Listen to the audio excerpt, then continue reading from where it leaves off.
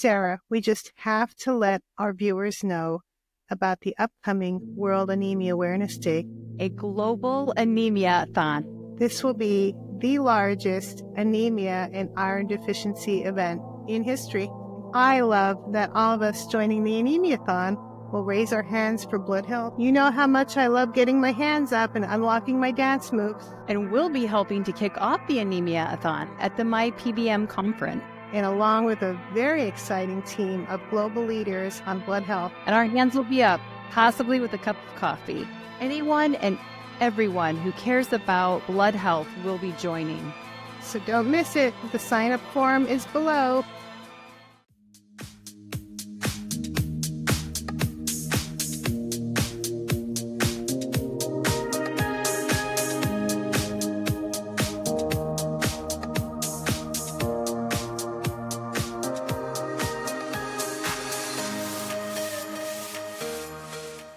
Sarah, it is February, right? Yes, it is. Yes, so it that is. means that this month, February 13th, is World Anemia Awareness Day. So exciting. Yes. To honor that, we have a very special guest today, Miss Erika Tyburski. Erika is from Miami, Florida. Is that correct?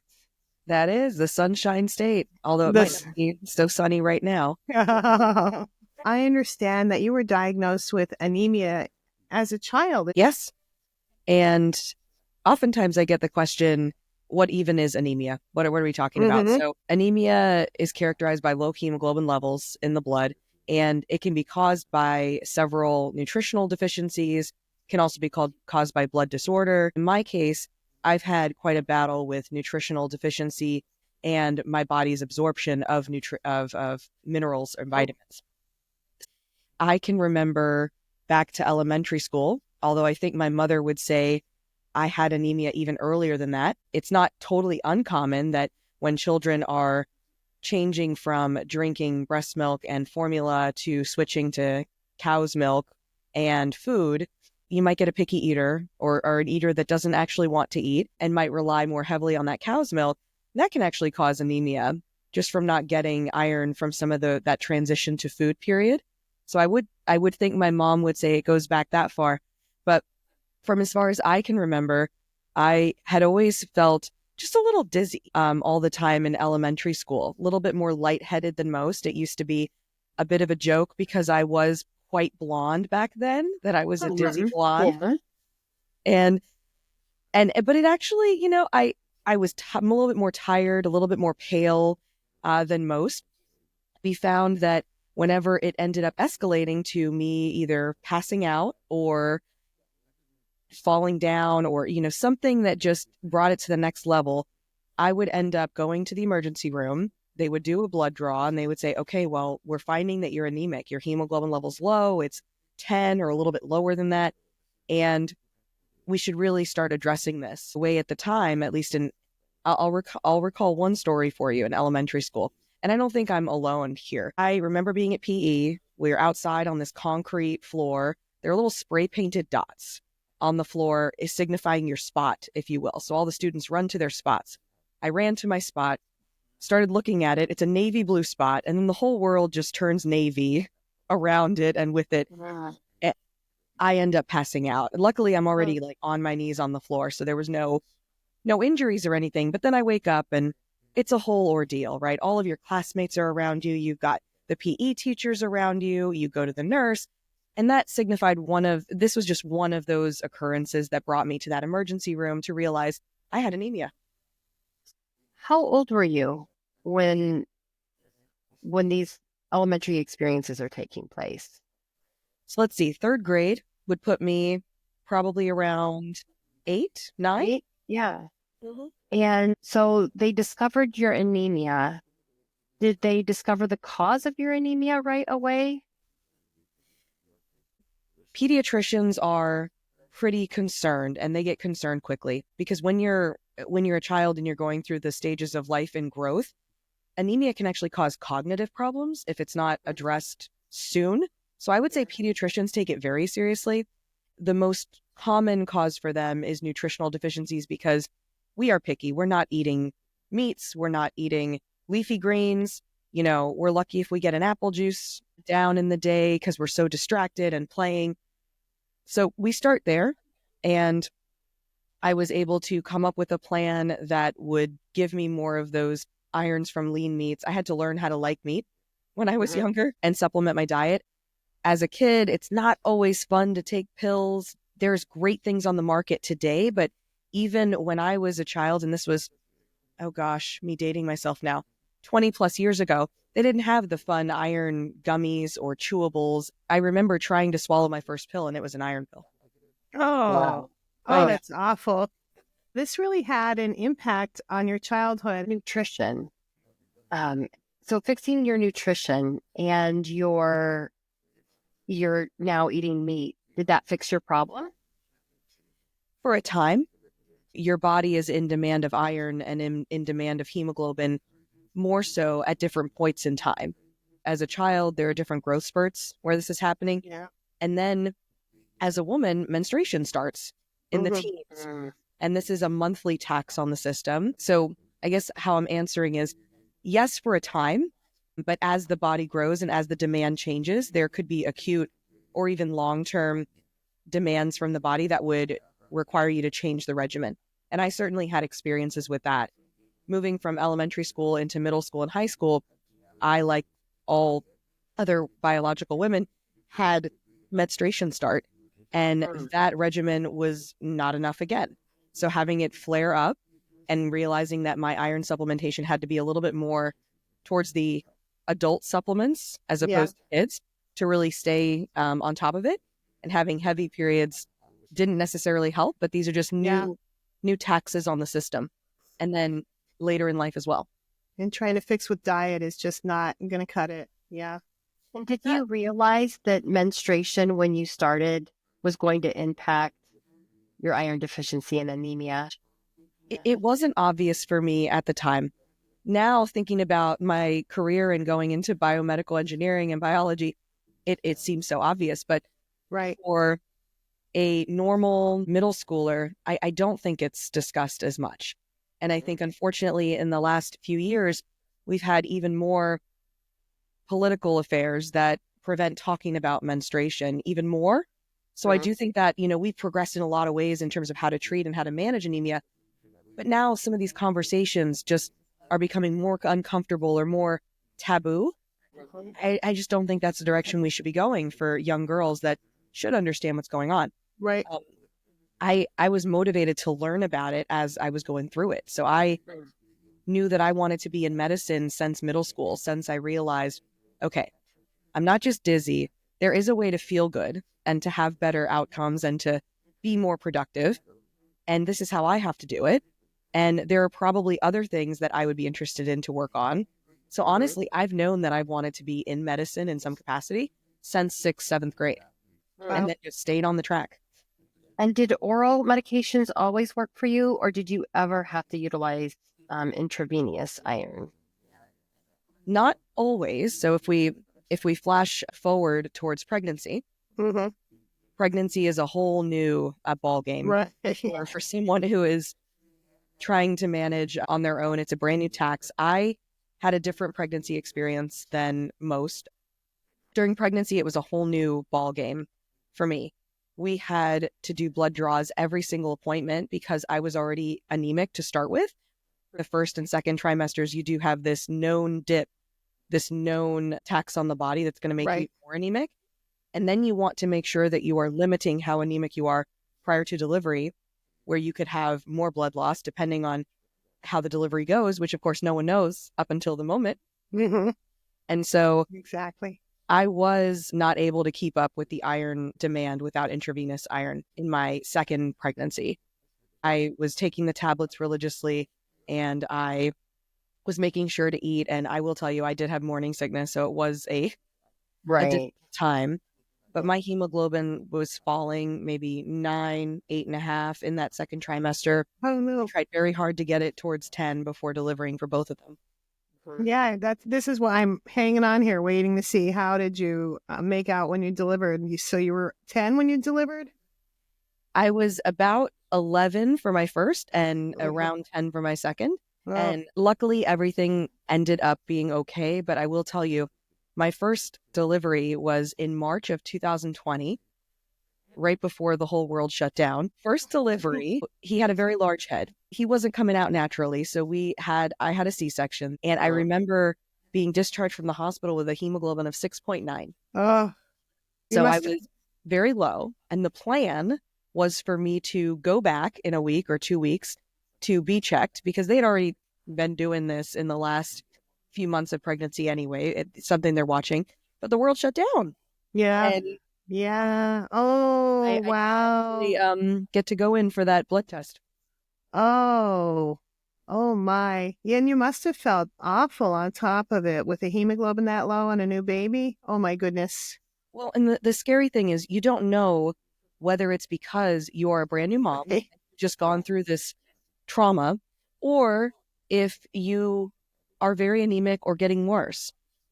This is a little bit of a jump into the fast forward. Mm, We've created management tools for anemia, and I mhm. used our own technologies in the company to assure that my hemoglobin level was rising as it was supposed to be doing in the weeks after delivery, and that I wasn't getting worse on the anemia front anyway. Mhm. Now, did I? Yes, felt all sorts of feelings in all sorts of ways in those first few weeks. I couldn't tell you whether I was getting worse or better, honestly. I would like to hear that story. When was the point in your life that you knew your anemia, you wanted to take that experience and you wanted to turn that into some solutions for other people who are struggling with anemia? My passion for the medical industry started in middle school when I really started to be able to study and understand what medicine was, and people were starting to answer the question, what do you want to be when you grow up? I had said doctor a couple of times, and I know now where I'm at, I don't know that I would have the patience for that profession. But there were two specific, very vivid memories I have. One is a friend of mine who ended up breaking a bone in her leg, and she ended up getting screws for support of that bone as part of the recovery. I remember being very interested in looking at it, and for being a very dizzy person, I didn't get dizzy or throw up at the sight of any of this. I was very interested. I also had a couple of friends of mine that were diabetic, and I would Mhm. see them actually testing themselves at school. I thought to Oh. myself, well, wow, that is very cool. They have a tiny little Tamagotchi-sized thing that can tell them whether a piece of their blood management has gone up or down. So why couldn't there be something for me? Why do I always have to run to the emergency room and then figure out that I'm just in another phase of anemia? Why did it have to wait until I ended up passing out during PE? So I think Right. since then, I was very interested in science fairs. I ended up going to a high school called Mast Academy, Maritime and Science Technology High School. It's one of those charter schools where it's a little bit more competitive to get in, but very science-based. And I was able to really hone into chemistry, biology, and start thinking about how you could build things for medicine. That led into my application to the Georgia Institute of Technology, which at the time, and I think still is, highly ranking school for biomedical engineering. Because at that point I knew in high school, taking biology, doing different dissections, I actually was fortunate enough to do an internship at NOAA, the National Oceanic and Atmospheric Sciences building, which was right next door to my high school. Again, Very cool. a very cool Mhm. Miami experience, very lucky for Mhm. me. Yeah. But we got to do necropsies, essentially autopsies on Mhm. marine animals. And all of that, I was just soaking it in. So I would say, even before my teens, I definitely had this sense that I could work in medicine. I had the constitution for it, but also an interest in building things. Fascinating. What is your degree in? Biomedical engineering. And then you met some key people during your college years, correct? Can we talk a little bit about that? I did. At Georgia Tech at the time, senior design is something that you take in your last year. And at the time, it was set up with a number of topics. Imagine a giant whiteboard with a whole bunch of different topics written on. And they say, students, take a look at these topics. We want you to list out the ones that you really want to work on as your senior project and prioritize them. One of them said, make an affordable anemia test. And I thought, oh my gosh, that's me right there. It's written on the wall, literally. So I write it down along with two other way second choices that I really didn't want to work on. Luckily, me and two others in the class had chosen that one. It wasn't until after you got matched up with your topic, if you will, that you knew who your senior project advisor would be. Mm-hmm. Through this, by chance, by coincidence, by magic, I was matched up with Wilbur Lamb. He's a hematologist, oncologist, but also a biomedical engineering professor at Georgia Tech and Emory and Children's Healthcare of Atlanta. He was the right clinical lead at the right time to meet me in order to build a solution for anemia management. Exciting. And I will say we hit luck twice, because through another path of all things leading to Wilbur, if you will, Rob Menino, one of our business partners, was a patient in one of Wilbur's clinics as a child in the Atlanta area for beta thalassemia major. He has a very profound relationship with anemia as well, as he's transfusion dependent. He decided that he also wanted to work on things to support and improve his condition. He chose Georgia Tech right in his backyard. This is amazing. Exactly. And we were able to both work with Wilbur in an overlapping time. I did my bachelor's, he completed his PhD, and we both came up with solutions for anemia management. Ironically, the solutions we each developed were more appropriate for the other person to use. Wow. But we all have a very profound relationship with anemia. Wilbur treats patients with all sorts of anemia for many different reasons. He's seen kids that really fall off the deep end, like myself, and really could have better management tools. Rob and I have lived it. You're still partnered with these gentlemen. Your company is called Sanguina. Tell us, what is Sanguina and what did you build together? Given all of that history, it made all the sense to focus on an anemia management platform that was just more accessible than what was out there currently for Rob, myself, and Wilbur's patients. We all met at Georgia Tech, where we have a lot of that technical talent to build real solutions. So we ended up working on two different projects. One was a chemical test, a rapid colorimetric test for hemoglobin determination. That was the foundation of my senior design project. Imagine you take a small amount of blood, like a diabetic test, you mix it with a pre-filled vial of solution, and that color correlates to your hemoglobin like a urinalysis test, like a chlorine test in your pool. Okay. Very easy to read. Yeah. And at the same time, Rob Menino was looking at different parts of the body that became more pale when you became anemic. He decided to work on a smartphone app that would do image analysis of your nail beds to quantify how pale you were based on a completely non-invasive measurement. Amazing. What's really cool is that we found a model that works for different, to be honest, either technology could work for different types of patients and people that want the technology, but we found this beautiful marriage between them because the blood test is as accurate as a blood test that you can find in the hospital. We've gotten FDA clearance on it. It's been a wonderful journey to get it to that point.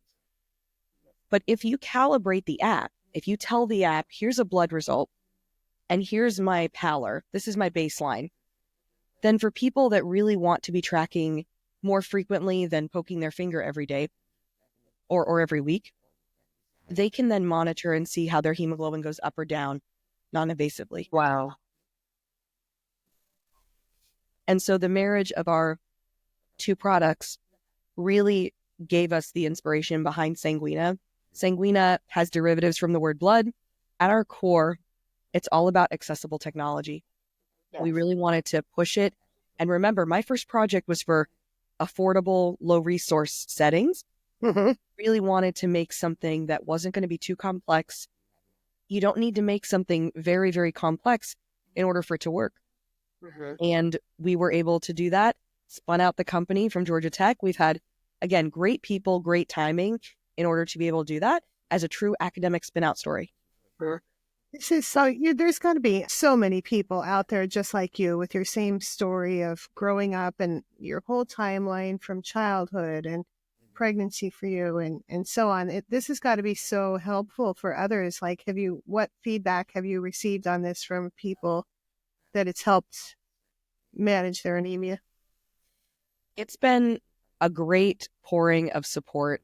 I think because our home-based test kit hasn't launched yet, I think we're riding up a precipice because then we're going to be able to have it on the market and get even more of these stories. But even in our studies that we did, we had people that were anemic and said, oh my gosh, this is really the glucometer for me. This is something that is way more cost efficient. A lot of people with anemia are women.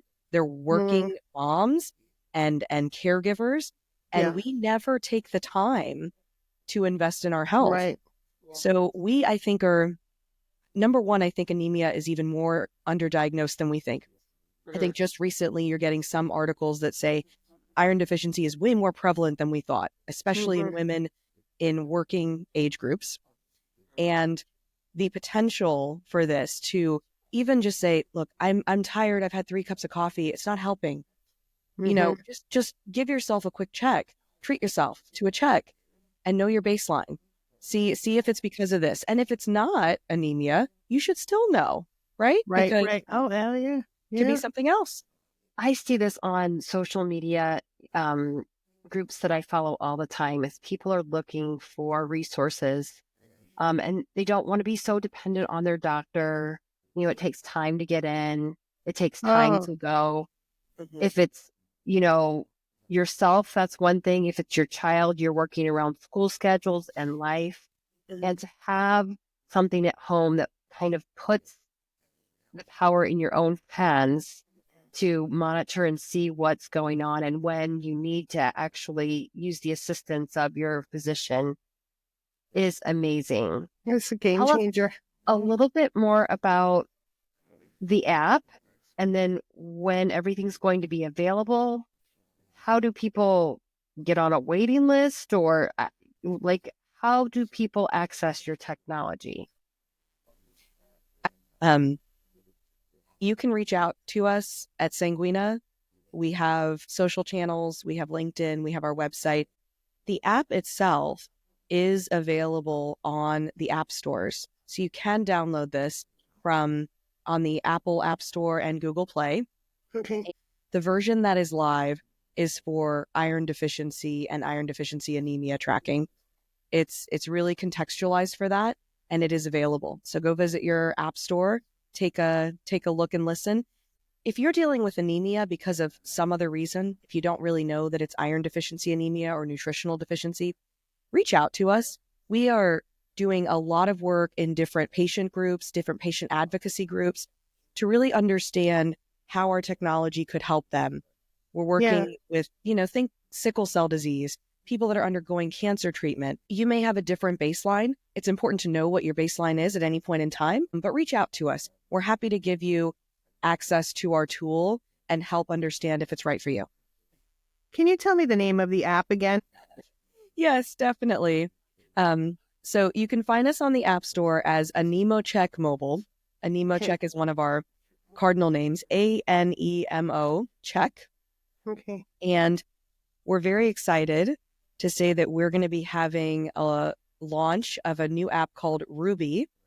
It'll be transitioning from ANEMO-CHECK to the Ruby name, and it will have a few new features. So please stay tuned. So cool. It's going to expand even further on blood health. We're not just going to have anemia. We're going to have women's health tracking. We're going to have circulation. So please stay tuned with us. We'll have all of the news out very soon. I think anyone trying to manage their blood health would really benefit from the education. It sounds like there's going to be recipes, all different kinds of coaching for the various different types of anemia. It's not just iron deficiency anemia. It's for anyone that has anemia. Correct. It's going to be a much more holistic experience. We're going to have questions that really personalize this for you. I think we're also going to be looking at how your activity can help with some of these blood health issues, whether it's anemia or circulation. So we'll look at hydration, menstruation. We'll have blogs, we'll have recipes to help support you, and maybe even a couple partnerships next year. Oh, nice. Nice. Oh, this is so exciting. I love this. This is just really wonderful for people out there that are trying at home on their own to manage their anemia, or they don't even know. This is really exciting. So great job to all of you. I just really appreciate that you took the time to share your story, your history, your experience, and that even from a very young age, you realized, I'm going to take this struggle and I'm going to turn it into a solution for other people like me.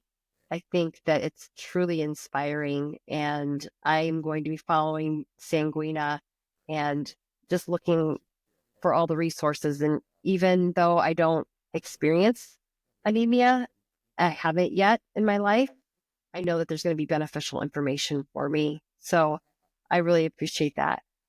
What would you like to say to anyone listening, whether they're struggling with anemia or whether a part of their medical job is they see people with anemia every day? I think in both contexts, it's important to know if you are anemic or if you have an iron deficiency. It's more common than we think. I wish more people would know. It's important to know your baseline. I think as we are seeing this rapid evolution of diagnostics, maybe it's not just diagnostics anymore. Diagnosis is really a single time point. You get tested once. I think what we're seeing is more of a movement towards monitoring. You see continuous glucose monitors, wearables that are now able to give you on-demand information about how your body's responding. We're moving towards that. And it's going to be much more important for people to trend, understand if there's a dip happening or a rise. Maybe we're looking for improvement. I think we're going to have the ability to do that in a much more on-demand, continuous fashion instead of what I call sporadic and missing data. Which, if you look back at my file, it's a whole bunch of lows because I ended up coming into the hospital. What truly is my baseline? When do I have to start worrying? We have those technologies now to do that in least burdensome, without too many barriers, even for working people, that are affordable. So I would say this is just one of those other sets of tools that can be put into the toolbox for healthcare.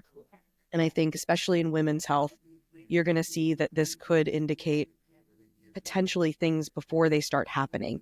We could potentially improve the timeline to diagnosis or the timeline to getting treatment, which ultimately improves outcomes. So I'm very excited about it. And I hope that you'll learn more about Sanguina. You'll give our technologies a try, and we're open to any feedback. We're open to any collaborations too. Very exciting. Thank you so much for all the work that you've done on this and carrying this through. I'm really excited about your future. Thank you. It's been great. Thanks for having me.